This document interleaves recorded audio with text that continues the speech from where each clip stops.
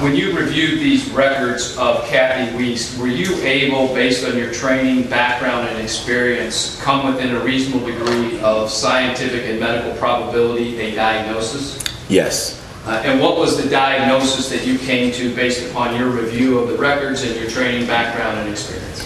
Based on my review of the records and to within reasonable degree of medical certainty, the patient, Mrs. Kathy Weist, had mesothelioma as a result of inhalation of asbestos fibers. And doctor, within a reasonable degree of medical and scientific probability, what did Ms. Weist die from?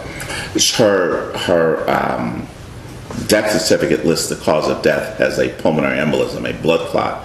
However, that blood clot resulted after she went up for surgery to Boston. While in the hospital, she unfortunately fell and broke her pelvis, her hip bone. And we know that having underlying cancer, particularly having some type of hip fracture, puts one at risk for a blood clot. And although the official cause of death was a blood clot, the death certificate also lists, as I recall, mesothelioma, which was the underlying cause of her death. And can you explain what the difference is why it's called underlying versus the cause? Right. So at the end of the day, when someone passes, they typically will pass because their heart stops. And in the case of Mrs. Weist, it was because she had a large blood clot in her lung, what we call a pulmonary embolism.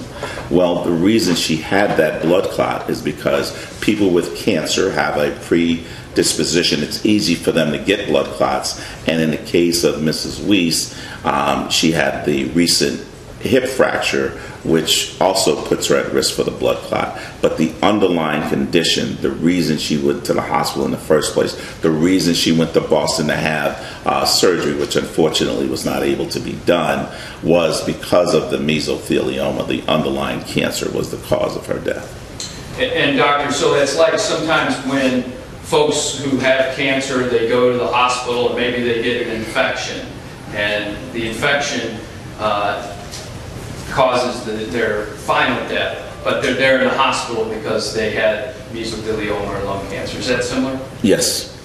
Now, doctor, in regards to the diagnosis, did you also look at the course of treatment of Ms. Weist and exactly kind of how that diagnosis came about and what her medical treatment was until her untimely death? I did. And could you generally summarize for us, and then we'll look at some of the medical records? So Ms. Weist was having some difficulty with pain, and she went to her primary care doctor, who was able to diagnose the mesothelioma.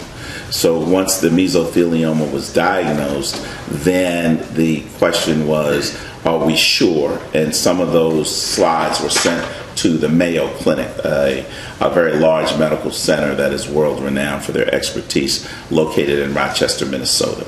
So the people at Mayo Clinic confirmed the diagnosis. Of course, it was made right here in South Carolina, and then the decision was made to try to treat her with surgery. So she was sent up to Harvard.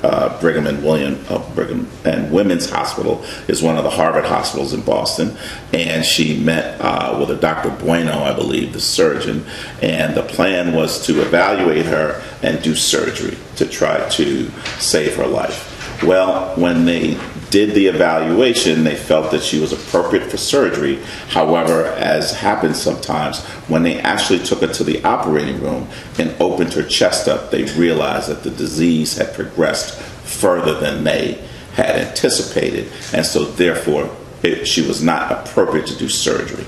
So then what they did was they closed her chest up, and they sent her to the floor intending to discharge her, and unfortunately she got up out of her bed and she fell and sustained this hip fracture, or this pelvic fracture.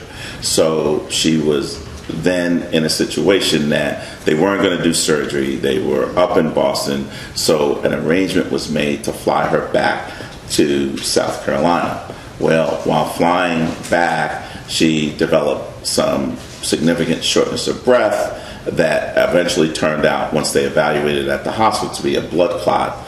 And so they then admitted her to the hospital to get blood thinners to address the blood clot. And it became clear that she was not going to do well. And so they stabilized her the best they could, and they discharged her home with home health and ultimately hospice.